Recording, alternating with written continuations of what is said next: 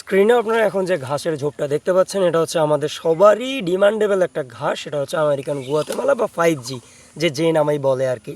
তো এই ঘাসটা নিয়ে আজকে ভিডিও করার একটাই কারণ হচ্ছে এই ঘাসটা কি আমাদের খামারিদের জন্য গুরুত্বপূর্ণ, কিংবা এই ঘাসটা চাষ করে কি আমরা গরু, মোটা তাজা কিংবা দুধের জন্য পালন করতে পারবো কিনা।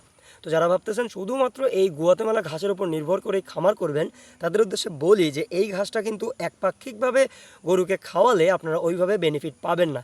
হ্যাঁ জানি এই ঘাসে ক্যালসিয়ামের পরিমাণ অনেক বেশি থাকে, কিন্তু মূল সমস্যাটা হচ্ছে এই ঘাসের উৎপাদন ক্ষমতা। এই ঘাসটা সেম টাইমে আপনাদেরকে যে পরিমাণ ফলন দিবে তার থেকে 3 থেকে 4 গুণ ফলন দিবে এই যে আমাদের যারা ওয়ান। এক্ষেত্রে ভিডিওতে যে ঘাসটি দেখতে পাচ্ছেন এর পিছনে আরেকটা ঘাস রয়েছে, সেটাই হচ্ছে যারা ওয়ান হাইব্রিড। তো এক্ষেত্রে এই দুইটা একই টাইমে রোপণ করা হয়েছিল। এখন আমাদের খামারে আমরা ওই ঘাসটা কেটে গরুকে খাওয়াতে পারতেছি, কিন্তু এই গুয়াতেমালা ঘাসটা এখন পর্যন্ত আমরা গরুকে খাওয়াতে পারিনি, কারণ এটা হইতে আরও মিনিমাম 2 মাসের মতো সময় লাগবে।